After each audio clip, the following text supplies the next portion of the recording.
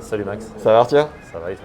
Bah écoute, merveilleux, on est à ton hôtel là à Melbourne. Sous un petit crachin breton. Voilà, ça fait plaisir, presque. ça te rappelle la maison, non? Ah, je suis pas dépaysé comme ça.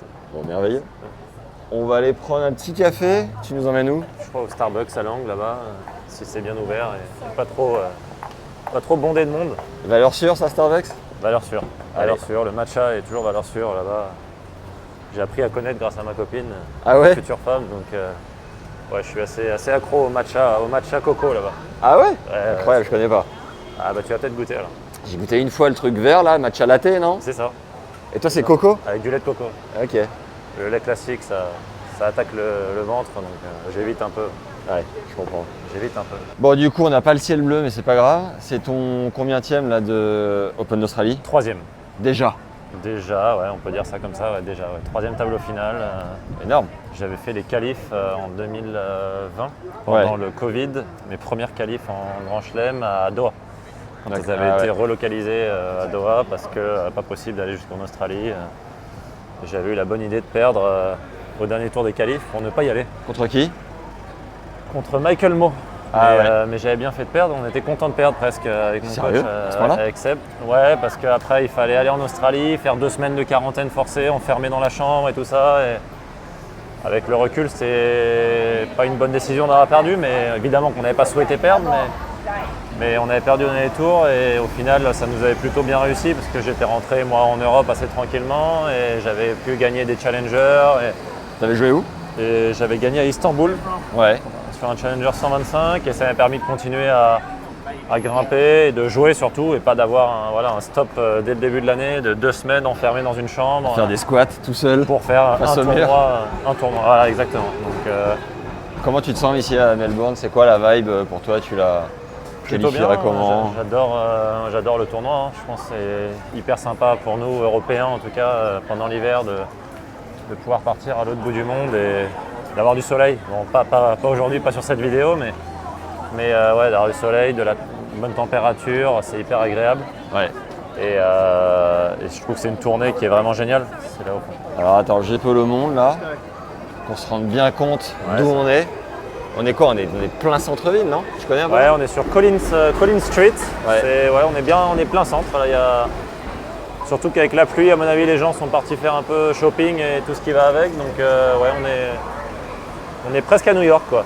J'imagine que t'évites peut-être un peu de te disperser comme ça quand t'es en plein tournoi pour pas prendre trop d'influx, non? C'est quoi ton... Ouais, j'aime pas trop.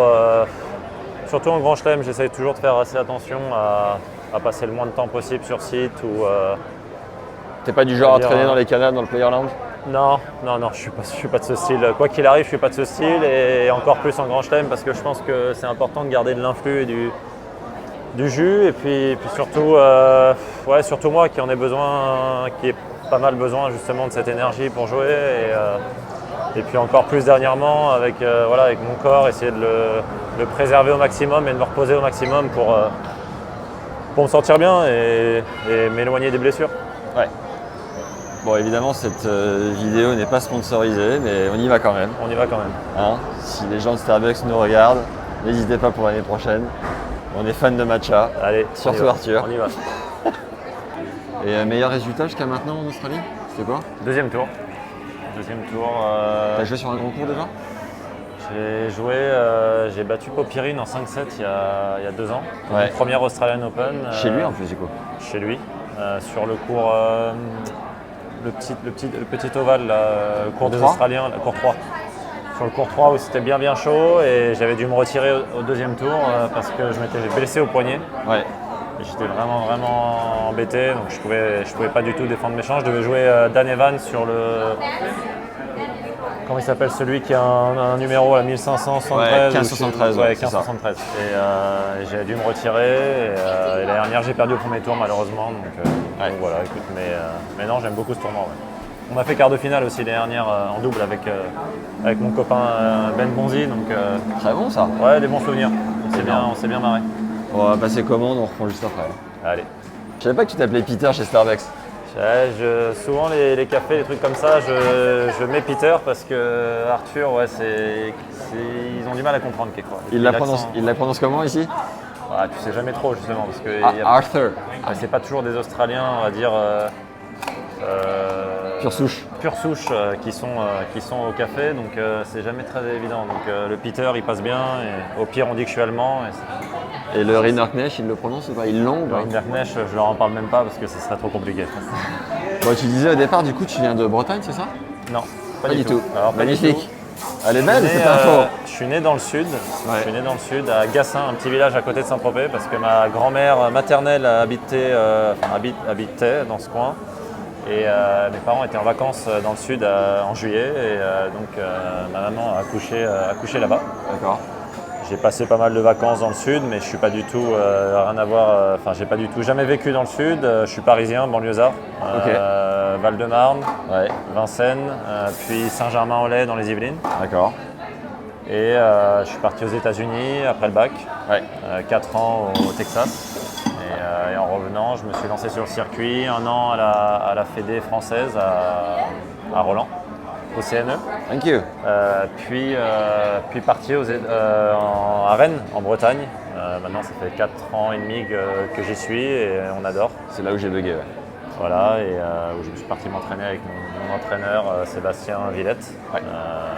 Voilà. Et on adore. Ma copine est d'origine bretonne, de la famille là-bas, donc je me sens pas trop, on va dire, pas trop loin non plus de tout ce cercle familial et on adore. Donc on a maintenant acheté notre petit appartement là-bas et on s'y plaît bien. Magnifique. Du coup, est-ce que tu peux nous faire ta progression de non classé jusqu'au moment où tu as décidé de partir aux États-Unis? On va faire un petit volet là-dessus, évidemment. Alors ma progression non classée 31. Ouais. 31, 15-4. 15-4, je peux pas te donner les âges là, je suis là. Pas grave. T'as commencé à quel âge juste? Tennis, j'ai commencé à 5 ans, 5-6 ans. Ouais. Et mes 2 parents ont joué au tennis. Ma mère a été 200e WTA. Ouais. On est sur une table compliquée. 200e WTA. Ah mais oui, tu es issu d'une famille hyper Ouais, sportive. ouais, pas mal, pas mal. Mon père a été à moins 15 à l'ancien classement. Il a jamais joué sur circuit, mais voilà, il a pas mal navigué. Ouais, on va prendre celle-là. Et Ton papa était combien, t'as dit? moins 15 à l'ancien Ah ouais, classement propre. quand il n'y avait pas de moins 30. Donc ouais, il était pas loin, ça équivaut à une petite promotion, je pense, ou quelque chose comme ça. Ma mère 200. Ouais. Elle a arrêté jeune pour cause de blessure. D'accord. Et puis ouais, je suis un peu tombé dedans avec le foot et les deux en même temps, mais bon, c'est le tennis qui a pris le dessus. Et j'ai commencé à 5-6 ans, voilà, avec mes parents dans mon petit club à Saint-Mandé, Yes. dans le Val-de-Marne. Et Donc là, c'est 31. donc là c'est 31, 15-4, 15-4, 15-2, 15-2, 5-6, 5-6, 3-6, 3-6, 1-6, 1-6, -2. -2, -4. T'es à quel âge quand t'es à Et Vegas? là, c'est à ce moment-là où. Alors, j'étais à 1,6 en seconde. Je suis rentré en seconde, j'étais à 1,6. Première, je devais être à -2. Terminale à -4. Et j'ai fini, j'ai eu le bac et je suis monté à -15 en septembre. Bac quoi? Bac S. Propre. Mention? Non. Ah, pas de mention. Mention dommage. Mention à l'arrache. Mais j'étais dans un lycée, un lycée classique, avec Ouais. une classe classique. On était 3-4 joueurs de tennis dans la classe, qui bénéficiaient d'horaires aménagés. Qui faisaient bénéficier les autres élèves d'horaires aménagés, mais on était dans une classe absolument classique. Soit on faisait du 8h, 13h, ou du 11h, 18h, tous les jours. Donc au final, on était vraiment dans cette sociabilité générale avec tous les autres athlètes qui étaient très sympas, qui, moi, m'étaient et m'est toujours, je pense, importante de rester dans le monde réel. Et à cette époque-là, j'avais j'avais des rêves, mais pas d'ambition précise d'être joueur de tennis pro. Donc c'était important pour moi de rester dans ce milieu, on va dire, naturel et classique, qui est d'un élève de terminale de lycée. Et sa vie de tous les jours. Et je suis parti aux États-Unis après mon bac en janvier 2014. Je suis parti au Texas et j'étais à -15 à ce moment-là. Yes. Tu dis que tu avais des rêves, mais pas forcément l'ambition de devenir pro. C'est quoi? C'est que tu penses que tu manquais un peu ou c'est que tu étais lucide? Et en 2 temps, tu étais à où par rapport au tout meilleur? Je pense que je me situais vers les 5, 6, 7e français. Ouais. J'ai fait quart de finale au championnat de France en 16 ans, quart de finale au championnat de France en 18 ans, donc je me débrouillais correctement. Mais j'étais pas dans les meilleurs et j'étais pas dans les petits papiers de la Fédé, on va dire. Et quand je passe mon bac, je suis derrière, c'est sûr, en tout cas pas dans les 2-3 premiers français. C'est qui les mecs devant? À l'époque, bah, il y a Enzo Kouako, Ouais. mon copain qui était déjà très fort très vite. Il y a eu Amou, Ouais. Maxime Amou qui était fort aussi jeune. Bon, je dois en oublier. Cette époque-là, les meilleurs, en tout cas à 18 ans, je parle. À 16 ans, il y en avait d'autres. Il y avait plus Enzo Pi, des joueurs comme ça. Mais à 18 ans, c'était un peu ces joueurs-là. Mais j'étais loin derrière. Si, et Calvin Emery, évidemment, aussi, qui était très fort. Ouais. Qu'on revoit là, qui Mais était en qualif. Voilà, qui revient. Et Que du j'aime coup, beaucoup aussi, et du coup, tu manquais, tu penses, un peu d'ambition ou tu étais juste lucide? Non, je pense que en fait j'étais pas le plus précoce physiquement. Physiquement, je suis pas forcément à 18 ans, j'avais mon corps de petit enfant quand il y en avait qui avaient déjà les épaules, les bras, les trucs, ils étaient déjà développés. Moi, je l'étais pas forcément. J'ai pas forcément tout fait pour non plus. J'avais pas un entraînement physique du dingue. tout adapté. Enfin, j'étais très très loin de cette sphère du tennis pro, des joueurs qui jouent les ITF juniors. J'étais à des millénaires, tout ça. J'ai jamais joué les tournois juniors du circuit. Je faisais des CNGT, je faisais des tournois français. Donc bien loin de tout ça. Maintenant, j'avais ce petit rêve, mais sans vraiment y croire presque. Mais par contre, j'adorais le tennis. Passionné de tennis, je m'éclatais sur le court je pense un bon matcheur, une bonne teigne quand je jouais. Je n'aimais pas perdre. Et je me suis dit que j'avais encore envie de jouer au tennis. J'avais pas envie d'abandonner tout ça. Et pour autant me lancer sur le circuit à 18 ans alors que j'étais moins 15, que ça coûte, on sait combien ça coûte de financer une saison, Surtout 30 et 100 000 l'année. pour attaquer par les qualifs de futur où j'avais pas forcément le niveau pour tout dégommer direct, quoi. C'était les qualifs de futur, j'allais passer un tour, puis un tour, puis un tour, puis peut-être un peu plus. Et donc j'avais pas du tout l'ambition ni on va dire, la capacité de me lancer sur le circuit à cette époque-là. Et je me suis dit, les États-Unis, c'est vraiment le meilleur fit pour moi. Et je remercie mes parents qui m'ont encouragé à y aller. Parce que moi, évidemment, j'avais toujours quand même un petit peu des craintes de partir à l'autre bout du monde comme ça à 18 ans. Mais ils m'ont encouragé, j'y suis allé. Et en fait, ça a été une énorme différence pour moi. Ça a changé beaucoup de choses. Et si je suis là aujourd'hui, c'est aussi en bonne partie grâce aux États-Unis. Ouais. Parce que j'ai pu continuer à m'entraîner comme, on va dire, de plus en plus comme un pro, parce que je pense que je m'entraînais pas vraiment comme un pro jusqu'à mes 18 ans.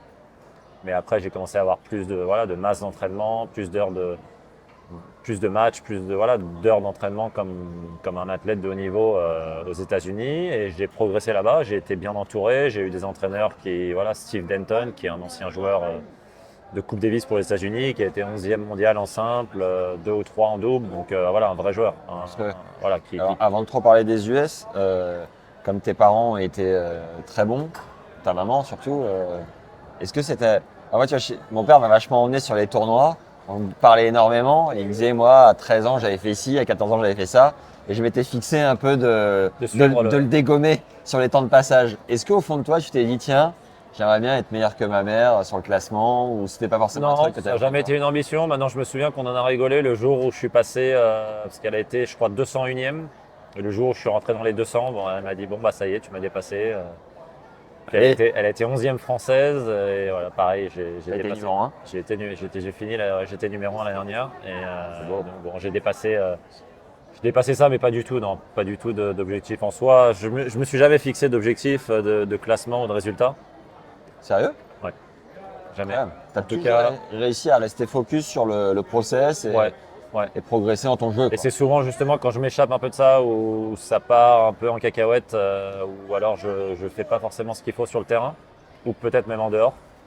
Et ça, c'est surtout grâce à Sébastien qui m'a vraiment inculqué cette... Sébastien Villette, ton ancien coach. Sébastien Villette, exactement, qui m'a inculqué cette espèce de vision Ça permet de vraiment se détacher du résultat, parce que c'est vraiment quelque chose qui est compliqué sur le circuit, le résultat, parce que tu perds toutes les semaines, et puis quelqu'un qui a du mal à l'assumer.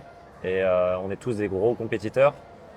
Bah, en fait, très vite, tu peux partir dans un cercle vicieux, négatif, qui se termine pas, en fait. Et si tu as l'ambition de vouloir plutôt que ce cercle soit vers le haut et qui progresse, faut voir les choses de la bonne manière. Et je pense que c'était une des raisons, enfin, c'est sûrement une des raisons principales du fait que j'ai réussi à grimper les échelons sur le circuit. C'est que j'ai réussi à être concentré sur voilà, la tâche et le niveau de jeu et ce qu'il y a à faire pour progresser plutôt que de me dire je veux gagner ça, je veux gagner ça, ah si je gagne ça, je vais monter ça et ainsi de suite. Et ça m'a beaucoup aidé, beaucoup drivé. Et c'est quelque chose que j'essaie de garder en moi. Maintenant, pour revenir à ta question de base que j'ai oubliée. C'est pas grave, tu as répondu, c'était vis-à-vis de ta maman. Vis-à-vis de ma maman, ouais, Et, non, jamais eu de. Ouais. Juste pour rebondir sur cette Villette, je vous ai rencontré l'année dernière ici. J'avais parlé un petit peu avec Seb, on s'est revu à Wim. Et moi, je me souviens de ce match au premier tour l'année dernière où putain, il te rentre dedans comme jamais. Et puis je le vois assez virulent, assez tendu, quoi. Je sais pas s'il va écouter cette interview, mais j'étais sur le côté et je me disais, putain, c'est ouf comme le mec, comme toi de l'extérieur, tu fais un peu poser, un peu maître du truc et tout. Alors, et lui, putain, il te rentrait dedans comme jamais. Je pense que c'était justement pour ça, c'est que j'étais maître de rien du tout sur ce match l'année dernière. Ouais. En fait, la première semaine en Australie se passe bien. Je suis à l'United Cup. Je joue plutôt bien. Je gagne, je bats un mec top 30. Je perds contre Coric, accroché. Je suis plutôt en forme. Et puis la deuxième semaine, en arrivant à Adélaïde, je sais pas, Seb était parti avec Manuel Guinard, celui avec qui on le partageait, mon grand copain et partenaire d'entraînement. Et en fait, j'ai les séances physiques à faire tous les jours, les séances d'entraînement. Et en fait, je me réveille les lendemains, je suis courbaturé de partout, comme si j'avais une grippe, quoi, mais sans être malade. Ouais. Juste courbaturé, fatigué, je comprenais pas, je me dis c'est bizarre. Suite à ton match à Adélaïde? Non, juste en préparation d'Adélaïde. Okay. J'ai fait le tournoi d'Adélaïde, bon, je perds au premier tour. Tu récupères mal, quoi. Ouais, je suis pas bien. Je perds au premier tour en 3-7 accroché, bon, ça arrive sur un bon joueur. Hussler, qui était top 50 à ce moment-là, qui était en confiance, qui montait bien, qui jouait bien. Je fais pas un mauvais match, mais je perds, bon, c'est comme ça. Et j'arrive en Australie, j'arrive ici, et pareil, du mal à enchaîner les jours d'entraînement, de préparation. Je me sentais pas bien. Un jour fatigué, un jour courbaturé. Et en fait, je passe à côté sur ce premier tour. Et je pense que c'est pour ça aussi que tu l'avais vu assez d'attaque, c'est que en fait j'étais pas capable de me booster ce jour-là, j'étais à moitié endormi, j'ai perdu en 3 petits sets et sans trop comprendre ce qui m'arrivait. C'est qui déjà? Contre qui j'avais perdu? Ouais. Contre le japonais, là, je suis très mauvais sur les noms des joueurs. Ouais, ça nous a pas marqué. Les japonais, il n'y en a pas 2000, qui est 80, 90, avec Sabobola. Tu pourras l'écrire là sous le. Ça va nous revenir. Quand tu vas le retrouver, mais là, il n'est pas en tête. Nathan, si tu le trouves, en d'Australie 2023. Là, merci beaucoup. Toujours pas. Et ouais, je perds en 3 petits sets et en fait, on a un beau petit run en double avec Ben dans la foulée. On fait quart de finale, mais beaucoup moins demandant physiquement pour moi évidemment, et c'était plus en relâchement et pour un peu compenser une boîte en trottinette. Ouais, voilà, une petite gamelle en plein milieu de la route. Milieu la déception de ce simple. Et en fait, plusieurs semaines plus tard, parce que ça allait pas mieux, je fais des tests sanguins. Je demande à faire des tests sanguins auprès de mon docteur parce que je pensais avoir quelques carences ou quelque chose qui. Mono. Et en fait, c'était mononucléose. Donc ça a expliqué pas mal de choses. Et pour moi et pour Seb évidemment, qui comprenait pas, parce que je suis plutôt un joueur normalement qui est plutôt assez, qui a pas mal. Peut-être calme de l'extérieur, mais qui a quand même pas mal de feu à l'intérieur. Et là, j'en avais pas beaucoup. Donc ça a expliqué pas mal de choses. Et dans la foulée, j'ai développé une pubalgie. Ah ouais. Qui évidemment voulait pas se guérir. Parce qu'avec cette mononucléose, affaiblie et tout ça. Donc le petit cercle qui n'allait pas vraiment, qui ne tournait pas très rond. Et j'ai réussi à m'en sortir vers la fin de la période de terre battue. Ouais. Où j'ai repris. 1 ou 2 semaines avant Roland. Ça va être long à gérer. C'était long, on a longtemps cru que je devais me faire opérer. Finalement, grâce à mon physio à Rennes, Olivier Choupeau, j'ai réussi à l'éviter. Maintenant, ça va bien. Donc ça a été une belle satisfaction déjà. Parce qu'une opération, on ne sait jamais trop comment ça va se finir ou comment ça va se passer. Et là, je m'en suis sorti, donc c'est cool. Mais ouais, début d'année difficile, et donc pour revenir à ta question de Seb, ouais, il était assez agité ce jour-là parce que forcément il comprenait pas pourquoi j'étais endormi ou un peu à côté de mes pompes et je suppose qu'il avait essayé de me booster ou de me réveiller, mais il y avait rien eu à faire ce jour-là, j'étais vide, quoi. J'étais vidé. Bon, donc tu passes le bac S, tu pars aux US. Pourquoi cette université-là? Et peut-être qu'un jour on prendra le temps de faire un épisode un peu plus complet, tout ça. Là, on est sur un grand chelem et t'as entraînement dans pas si longtemps. Ouais. Raconte-nous, fais-nous voyager un peu sur les 4 années. T'as fait 4 ans? 4 ans. T'as diplômé donc? 4 ans et 4 ans et demi même. Presque. Ouais. Et, incroyable. J'ai eu mon diplôme. C'est beau. Diplômé de quoi d'ailleurs? Diplômé en business, business général. J'étais en business management. Ouais. Orienté plus sur le business management jusqu'à ma 3e année. J'ai décidé de me réorienter sur le truc général parce que j'aime bien le management, ça m'intéresse, mais je me suis dit autant garder toutes les portes ouvertes Yes. et toutes les filières ouvertes, donc je me suis réorienté sur le général. Si tu peux nous faire un petit résumé, je viens de découvrir un truc génial, c'est que j'étais à Boulogne-sur-Mer pour un documentaire sur la Pro B. Il y a Aziz et Skander qui étaient aux US et j'ai vraiment vu la différence entre les mecs sur le circuit depuis le départ et les mecs qui ont fait les US. Les mecs qui ont fait les US ont vécu en fait. Ils ont fait la teuf, ils ont vécu une vie de mecs de cet âge-là. Et du coup, ils arrivent sur le circuit, peut-être mentalement un peu plus frais aussi. Alors oui, tu as des années avant où les gars étaient déjà là. Et voilà, est-ce que tu peux nous faire un petit résumé de ces 4 ans et demi? Ouais, on a l'avantage d'avoir commencé, on va dire, le circuit à 22-23 ans plutôt qu'à 17 ou 18. Ouais. C'est sûr qu'on attaque avec plus de fraîcheur et plus de, on va dire, de folie. Mais ouais, les 4 ans, non, c'était génial. On dit souvent, c'était mes 4 plus belles années de ma vie. Tu confirmes? Honnêtement, ouais. Ah ouais? Ouais, honnêtement. Et Pas de détour. quand on me le disait, je disais ouais, bon, me la fais pas à moi et tout, ça va, truc, les États-Unis, nanana. Mais c'est la vérité, quoi. Aujourd'hui, si je pouvais revenir en arrière et avoir 18 ans, j'aimerais tellement. J'aimerais tellement pouvoir être là ce premier jour où je débarque et revivre ces 4 ans parce que j'ai vécu tellement de trucs incroyables avec voilà, une équipe de 10 mecs qui ont le même âge que toi, qui sont dans le même délire que toi. Voilà, la vie à 100 à l'heure, hein. C'était pas facile ou drôle tous les jours non plus, hein, mais on faisait des grosses journées, mais s'entraîner comme des fous avec une équipe, avec des joueurs, avec 3 coachs qui sont voilà, dédiés. 3 coachs. Ouais, 3 coachs pour une équipe de 10. C'est solide. Qui sont à fond derrière toi. Tout ce qu'ils veulent, c'est te faire progresser. Ils sont hyper motivés. Tu as des préparateurs physiques, des kinés, un staff médical. Enfin, tu as voilà, un ensemble de choses tout est mis à disposition pour toi. Et surtout, tu as dans des conditions de rêve. Tu as des matchs par équipe toute l'année, quoi. Et Ouais. si tu connais les matchs par équipe en France de mai, de quand tu es plus jeune, ou moi déjà j'adorais ça avec mon équipe. Là en fait c'est ça, mais fois 10, quoi, où tu as des publics, t'as tous les mecs ensemble qui jouent ensemble, tu as les doubles, les simples, tu as des classements, des fins d'année, des playoffs, les trucs, donc c'est génial. Et pour autant, les mecs disent Rinder, ça faisait pas trop la teuf. Déjà, qui j'en ai parlé? Ah là, faut que tu me donnes les sources. Parce que... La plupart me disent le gars était déjà très cadré, très structuré dans le projet. Disons que je savais. Mais je suis ravi que tu me racontes une bringoudée quand même. Ah non, on va pas rentrer trop dans les détails. C'est pas sur ce documentaire qu'il faut en parler, mais non, c'est la vérité. C'est la vérité. Mais ça m'aurait fait rire de savoir qui disait ça, mais non, c'est la vérité. Disons que j'avais quand même cette envie intérieure de me donner le maximum de chance et de voir où est-ce que le tennis pouvait m'amener dans ma vie. Ouais.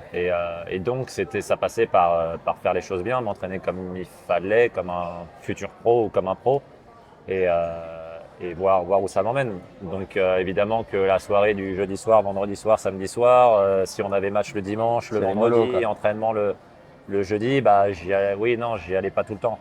Mais je savais choisir. Après, évidemment que j'ai pu profiter de quelques belles soirées et quelques folies très, très sympas que sont les États-Unis. Mais avec tous les gars de l'équipe, où j'ai des souvenirs de dingue. Mais tu joues combien dans l'équipe? J'ai commencé ma première année, j'étais en numéro 5 des premières rencontres. Je suis très. Non. Non, c'est le 6e au premier. Tu parles dans le line-up? Ouais.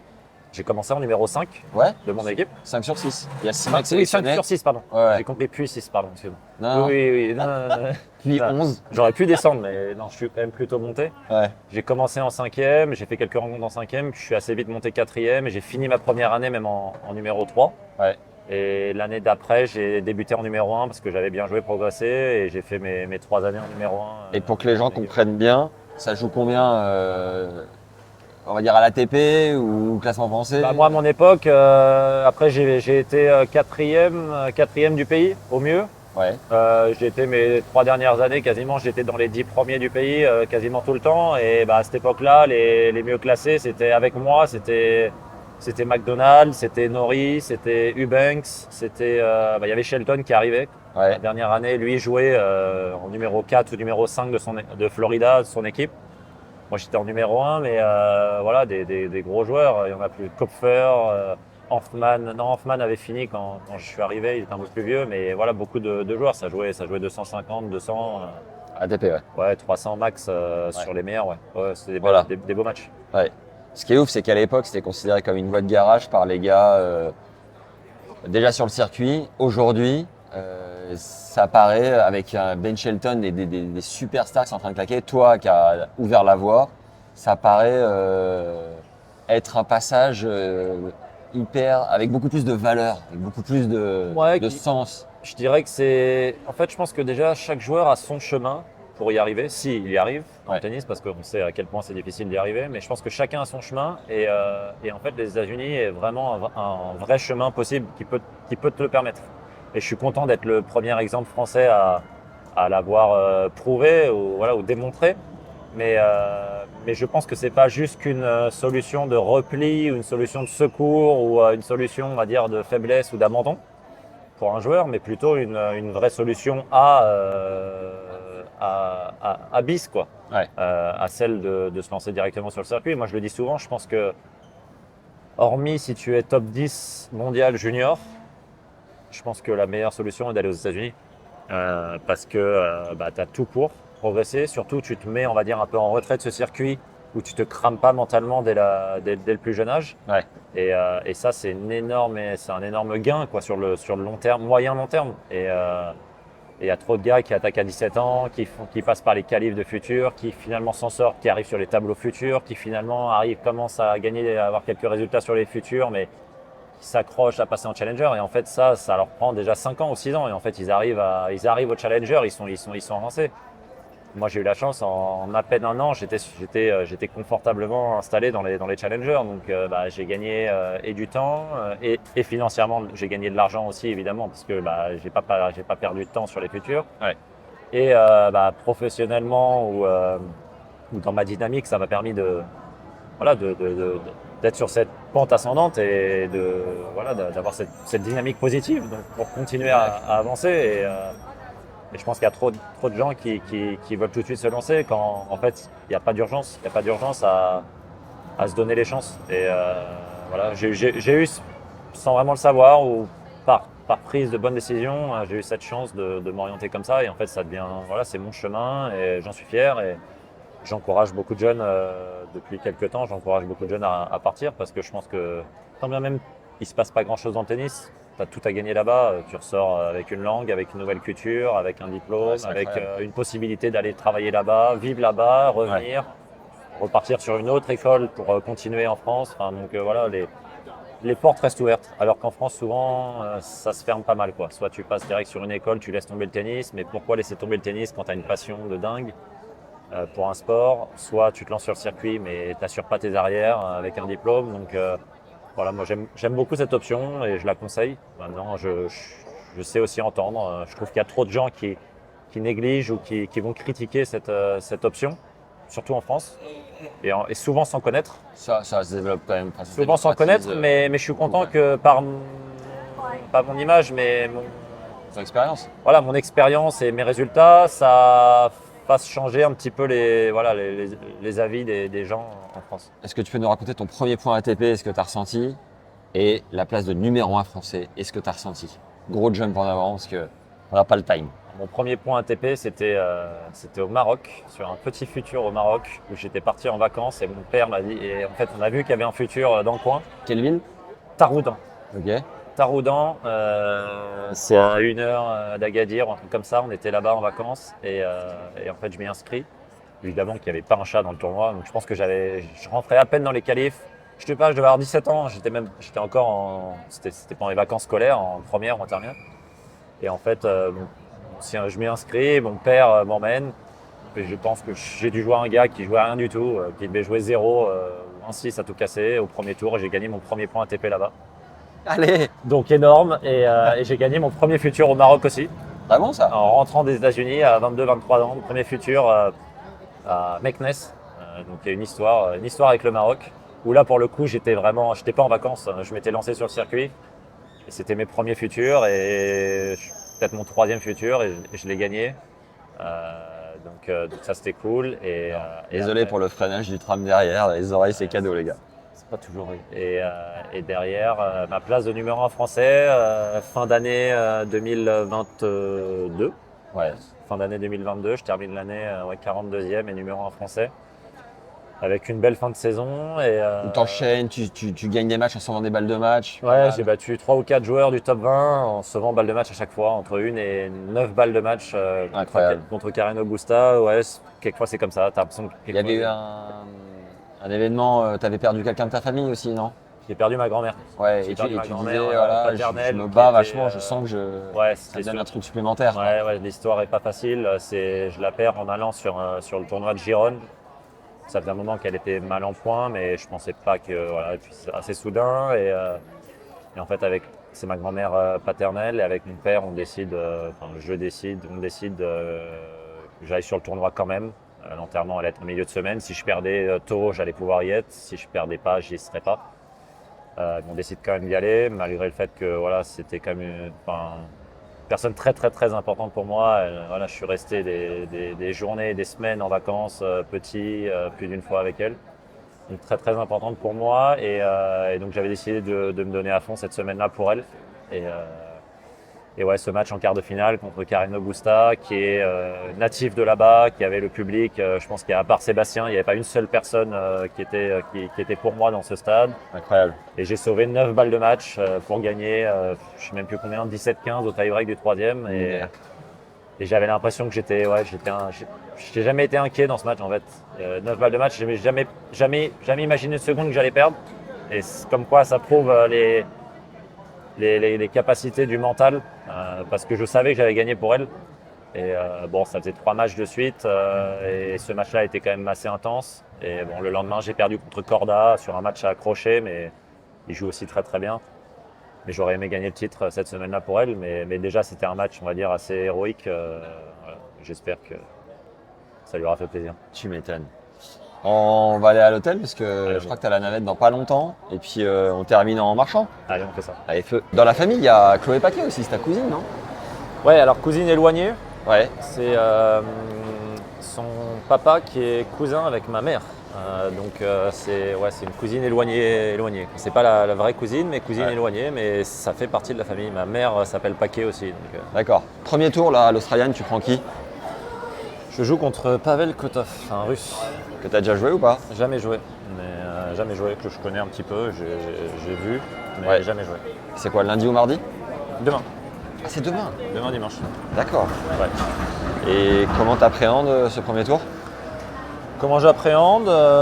Écoute, c'est un bon joueur qui est très en confiance depuis quelques mois, qui a gagné pas mal de matchs, battu pas mal de bons joueurs. Donc, il a un look un peu atypique, mais il est un peu costaud, mais il se déplace très bien. Donc, pas forcément facile à manier. Mais je l'aborde comme un match qui est dans mes capacités. Ça va dépendre de moi si je suis capable de bien jouer. J'ai eu un petit pépin au dos quand je suis arrivé en Australie, donc ça m'a empêché de faire le premier tournoi à 100%, mais la semaine dernière c'était mieux. Ouais. Et là je me sens plutôt bien, donc j'espère pouvoir faire un bon match et aller le chercher. Yes. Un mot sur la team Extia que tu as rejoint, qui me permet du coup de faire cette interview avec toi et qui est composé de 5 joueurs: Terence Atman, Constant Lestienne, toi, Hugo Nice et Nico Mahut. Est-ce que tu peux me dire déjà un petit mot sur la personnalité de ces 5 gars? Si tu devais citer un trait de caractère sur chacun, incluant Arnaud Frey, son fondateur, le boss. Le boss, je dirais J'en ai beaucoup, hein. Il faut en choisir un, c'est pas facile. Une phrase sinon, bienveillant, je dirais bienveillant. Ouais. Mais j'avais dynamique, j'avais entreprenant, j'avais Passionné, j'avais beaucoup, pas mal d'adjectifs. Ouais. Après mes deux, on va commencer par les anciens de la team parce Allez. qu'on est les anciens maintenant avec Constant et Hugo. Ouais. Nous c'est notre deuxième année. Constant et Hugo, voilà, je les adore, c'est des très bons copains. Hugo il est au top, ça fait longtemps, on a joué en double ensemble souvent. Ouais. Voilà, super gars. Constant, pareil. Je suis hyper impressionné par son parcours, pareil, qui est un peu pas comme le mien du tout, mais qui est différent. Voilà, et ça lui a pris du temps, mais il y arrive. Et je suis vraiment très fier de lui pour ça, parce que c'est pas facile. Il s'est accroché, il le mérite. Yes. Et puis les petits nouveaux. Nico Mahut aussi. Le petit jeune Nico Mahut de cette année. Ah oui. Le petit jeune Nico Mahut, parce que Nico Mahut, c'est sa première année. Terence aussi, les deux petits jeunes de l'équipe, évidemment. Ouais. Et Nico, j'ai appris à très bien connaître maintenant. On a partagé quelques Coupes Davis, quelques séjours Coupe Davis ensemble. Et j'aime beaucoup le gars qui est plein de très bons conseils et de très bonne expérience. Et Terence, la fougue, la folie, le petit nouveau, le petit jeune. Tu le connais un peu, Terence ? Je connais moins bien que les trois autres, mais j'apprends à connaître avec son entraîneur. Je trouve qu'ils bossent très bien. Robin Boulet. Ils sont vraiment au top, donc je leur souhaite plein de belles choses et déjà ils se sont qualifiés et c'est bravo. Beau, ouais. Très beau. Et alors, est-ce que tu peux nous expliquer pourquoi avoir rejoint ce team ? Qu'est-ce qui t'a séduit dans le projet et qu'est-ce que ça t'apporte ? Au-delà du financier, évidemment, c'est un sponsor. C'est quoi ta vision de l'intérieur ? Ouais, c'est un partenaire de tous les jours. Arnaud est, comme je l'ai dit, une personne de confiance, un proche qui est très bienveillant envers moi, envers le reste des joueurs. Et ça nous permet d'avoir toujours quelqu'un sur qui compter, qui est de très bons conseils. Et puis on a développé cette relation où maintenant on est très proches et je m'identifie pas mal à ses valeurs. Et il avait commencé avec Constant, puis avec Hugo. C'est deux gars qui je suis très proche. Et quand il m'a contacté pour que je sois le troisième de cette équipe, moi ça m'a beaucoup plu. Surtout quand je vois les deux premiers profils, je me dis que c'est pas comme si c'était des profils totalement à l'opposé de mes valeurs à moi. Donc je suis vraiment très content de partager cette expérience, d'avoir cette petite équipe qui est quelque chose sur laquelle moi je suis très attaché avec les États-Unis. J'ai l'impression peut-être presque de m'y retrouver, d'avoir des partenaires dans le circuit. Ouais. C'est quelque chose qui est très cool et je suis ravi d'en avoir deux de plus cette année. Donc non, j'ai envie de voir ce que le futur nous réserve. Tu dirais que ta saison, elle te coûte combien en moyenne ? Alors c'est difficile, tout compris. Ouais. Je dirais qu'on est sur les 150 000 €, je dirais quelque chose comme ça peut-être. Et en étant à ton classement, c'est un coût qui est facilement amorti entre guillemets ou ça reste un challenge ? C'est quoi ça fait la réalité du terrain ? La réalité du terrain, non, c'est toujours un challenge évidemment. Comme nous tous, à un moment donné, tu essayes aussi de dégager des bénéfices. Même si moi j'ai considéré que c'était important d'investir dans sa carrière pour réussir, et je continue à le faire. Mais en même temps, à un moment donné, quand tu peux te le permettre, tu as envie aussi de pouvoir mettre un peu de côté. C'est pas tous les jours facile de le faire dans le tennis. Ouais. Donc maintenant que ça fait 2-3 ans que j'arrive à gagner ma vie. Donc ça c'est super. Maintenant, tu sais que tu as toujours une enveloppe plus ou moins de ce montant-là tous les ans à sortir pour financer ta saison. Donc déjà avoir des partenaires qui t'aident à le financer, ça te permet de prendre une bouffée d'air pour te lancer sur l'année. Et puis en même temps, tu sais que tes revenus en dépendent un petit peu moins au début. Donc non, ça fait du bien, ça aide beaucoup. Mais après ça fluctue aussi. Les résultats, ils viennent s'ils viennent. On n'est pas salarié dans le tennis, donc toujours un peu prévoir, mais tout en continuant à investir pour essayer de progresser, se rendre meilleur. Et c'est cet ensemble d'espèces de gestion, de management de son équipe, que ce soit sur le côté professionnel, humain et sur le côté financier, pour optimiser tout ça et essayer d'être le meilleur joueur de tennis sur le court. Et alors, bientôt marié, c'est ça ? Bientôt marié. On n'a pas encore. T'as fait la demande Non, si, j'ai fait la demande. J'ai fait la demande. Non, oui. Fiancé, mais on n'est pas encore organisé sur la date ou sur D'accord. l'endroit, mais ça va se faire. Ça va se faire. Peut-être pas en 2024. Félicitations, mec, c'est cool. C'est gentil. Merci. C'est bon ça. Ouais, c'est l'éclate depuis 11 ans maintenant. Ah, 11 ans. Ah ouais. Avant les US du coup. Quelques mois avant les États-Unis, on a commencé. Ah, c'est fou ça. On a tout traversé. C'est beau. Chapeau. Ouais, merci. Bon tournoi. Merci d'avoir pris le temps. Bon match demain. Merci et puis à toi, surtout, Max. bonne saison et bonne année. Merci à toi, Max. Et bon mariage. Meilleurs vœux. Ciao, man. Ciao, ciao. Ne partez pas tout de suite, je me suis fixé une mission à Melbourne pour vous coacher les légendes, c'est de récupérer le conseil numéro 1 de Goran Ivanisevic, coach du grand favori du tournoi et numéro 1 mondial Novak Djokovic. Abonnez-vous à notre newsletter gratuite en lien juste en dessous dans la description pour recevoir le sésame du vainqueur de Wimbledon 2001, c'est cadeau.